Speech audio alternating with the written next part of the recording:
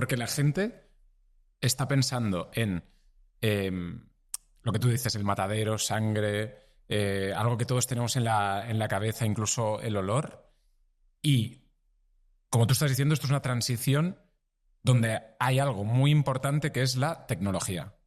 ¿Cómo la tecnología incide en este proceso? Cuéntame, por ejemplo, ¿por qué tenéis impresoras 3D aquí? ¿Qué hacéis con las impresoras 3D? Todo eso. Vale, te contesto rápido, pero en dos partes. La primera es que esto no es la primera vez que se ve. Por ejemplo, la alternativa a la leche vegetal, ¿verdad? Hay muchas empresas de la leche que ahora producen leche y también leche vegetal. Eso está pasando también donde la industria cárnica se está actualizando y está intentando utilizar tecnología diferente, ¿no? Pero son procesos que no son raros, son mecánicos, que es bueno porque no requiere ninguna cosa química, alguna cosa rara que hay que explicar, ¿no? A la sociedad diciendo, no, mira, esto es un proceso completamente nuevo que requiere de algunos ingredientes raros. No, es muy fácil de explicar y ahora después te daré de probar para que veas también la lista de ingredientes que es muy natural. Y la segunda parte para contestarte es que sí, lo que llamamos tecnología siempre se ha utilizado en gastronomía, ¿no? Para hacer el pan se necesita tecnología, entonces depende de lo que llamas tecnología. Son formas que son muy naturales y aquí te puedo enseñar también vídeos de cómo producimos y has dicho bien, si buscas en internet puedes ver que hay maneras mecánicas que en vez que producir pasta puedes producir estos carne del futuro, digamos, y ahora la llamamos carne alternativa, pero en el futuro, en 20 años, tampoco la llamaremos carne, ¿no? Pero en ese sentido, para que la gente se haga una idea, ¿podemos coger una impresora 3D, Giuseppe, y hacer un filete? Sí, nosotros, además te lo digo, nosotros actualmente utilizamos incluso impresora 3D para hacer los prototipos.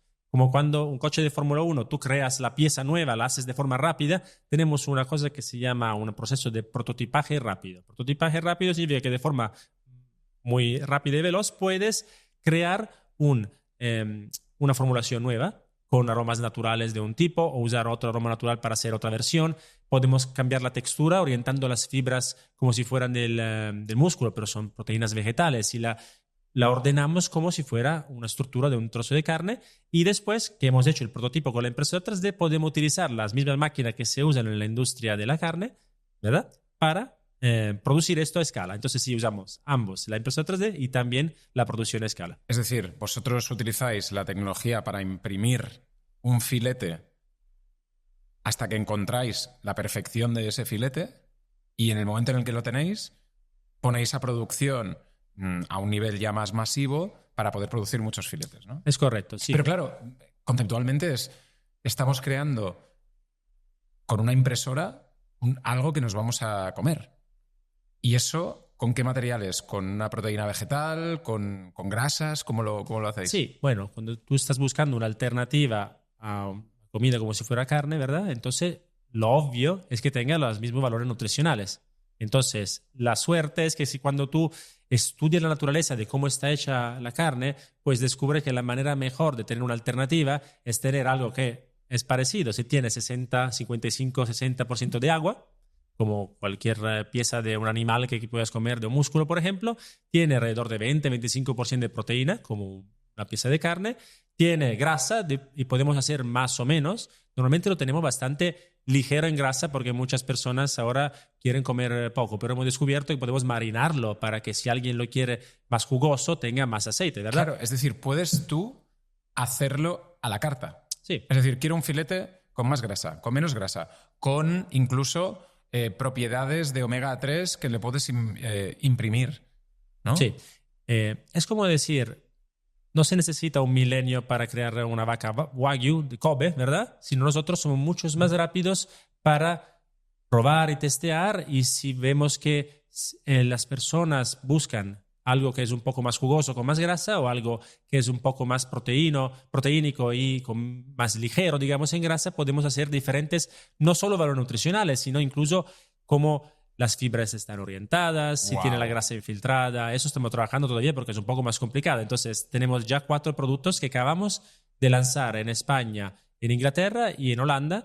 Y son, por ejemplo, deshilachado de vacuno, que realmente, no puedo decir, pero tenemos mejores expertos del mundo que dicen realmente que esto es la mejor carne vegetal que han probado nunca. Pero claro, pero es que esto... Hay un tema también muy importante que es los avances tecnológicos tienen que ir de la mano o para que la gente haya una adopción masiva de la sociedad. Que la sociedad entienda que esto es algo bueno para ellos, ¿no?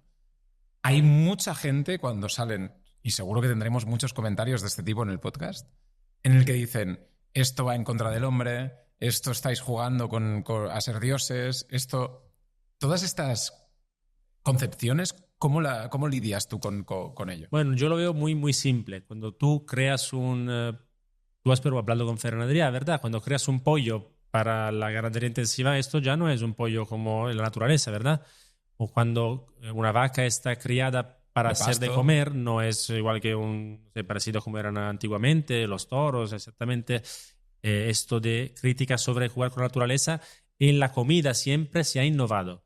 Hay innovaciones que yo pienso que tienen que ser muy sanas y muy sostenibles, no tienen nada de raro, sobre todo porque tú puedes invitar a las personas a ver cómo se produce. Eso es importante. Y segundo, estoy completamente de acuerdo que si hay un cambio, una transición, no es solo que la tecnología nos permita de hacer algunos avances, ¿verdad? La segunda parte, o quizás es la más importante, es la educación, que no quiere decir enseñar y convencer, sino simplemente explicar lo que se hace.